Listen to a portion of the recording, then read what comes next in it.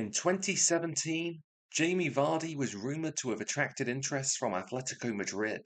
But what if he had joined Diego Simeone's side? What can he achieve in La Liga?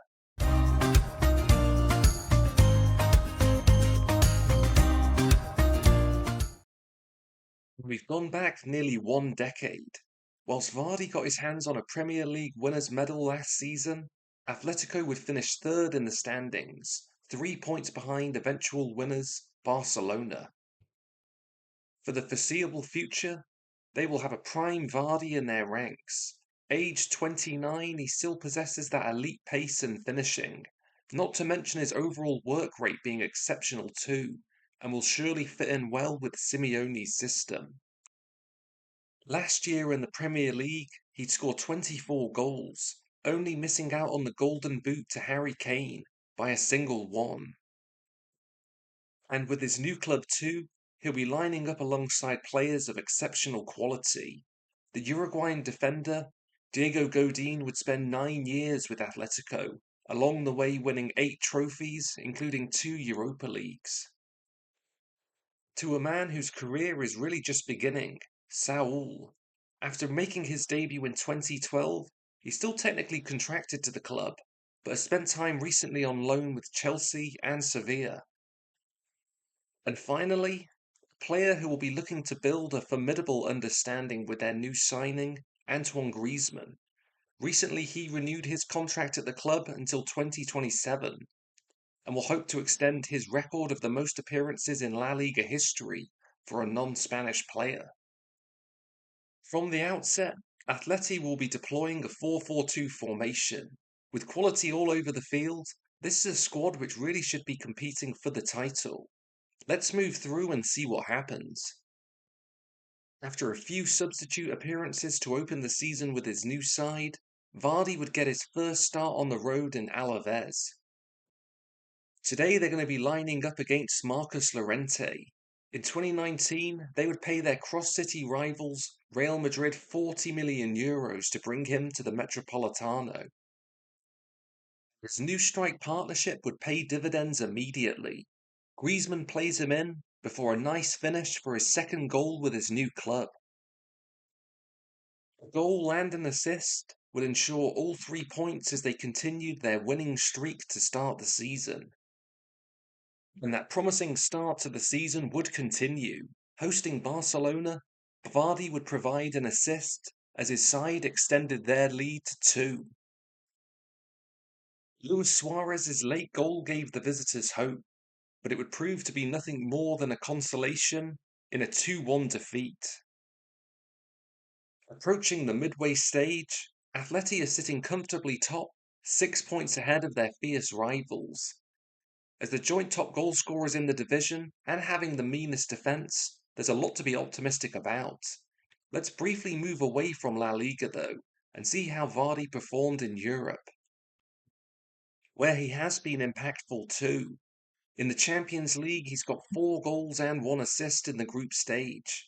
His side battled to a second-place finish in Group D, doing very well to eliminate Bayern. Their round of 16 opponents would be Olympique Lyon.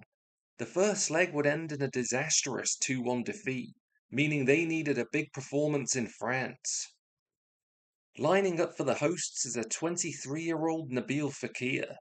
During his 145 Ligue 1 matches, he'd contribute 54 goals and 34 assists.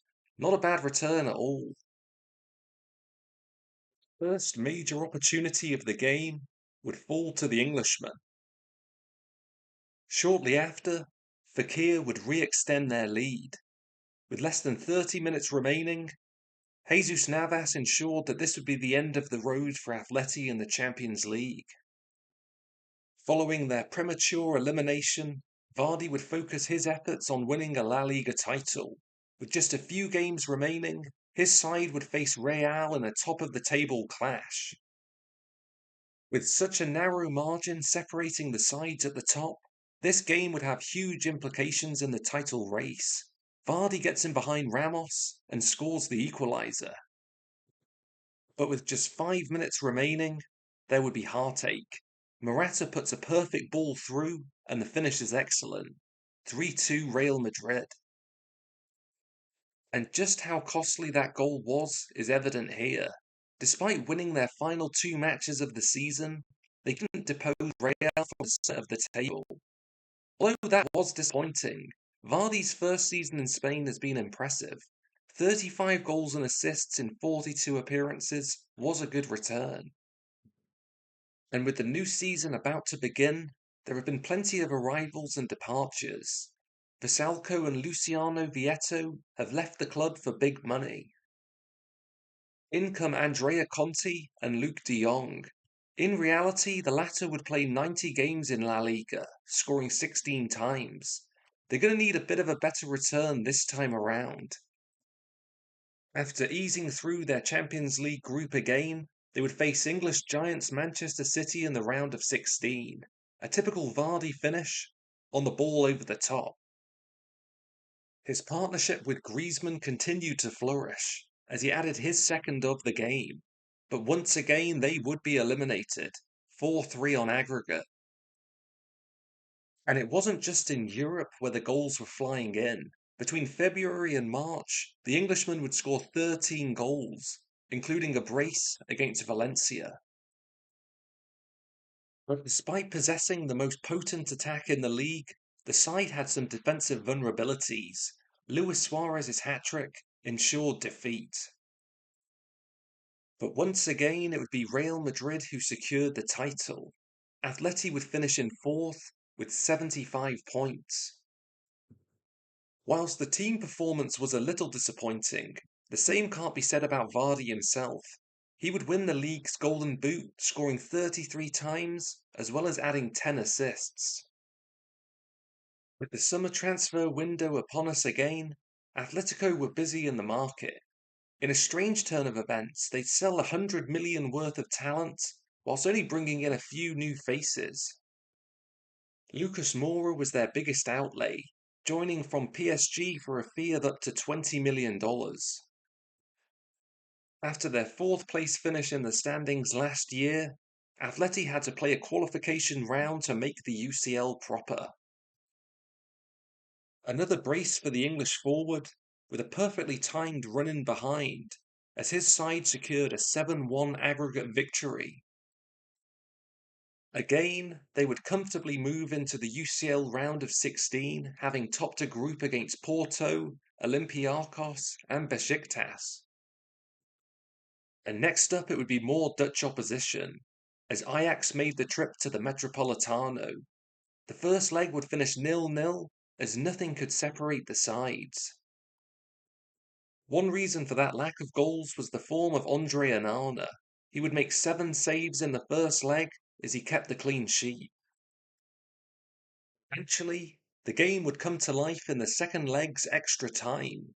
Vardy gets on the score sheet and helped secure his side's passage to the quarter-finals.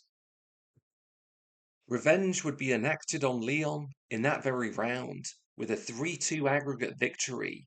Up next for a place in the Champions League final, Liverpool.